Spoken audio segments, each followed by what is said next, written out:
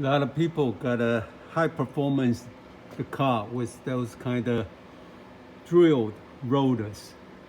These are the front drill rotors. Look at this. This is inside of the rotor. All clogged by the brake dust. Every year you gotta clean it at least once before the winter. All right, because winter tend to have a snow, rain, sleet, salt. It will block and clog these drill holes, all right, which defeat the purpose of your high performance brake. All right, look this.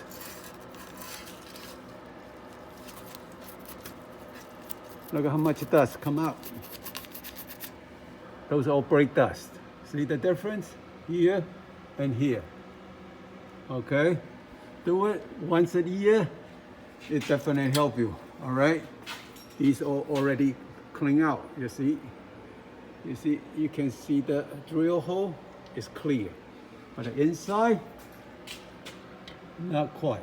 So you got to do it both sides, front, left, and right, inside out.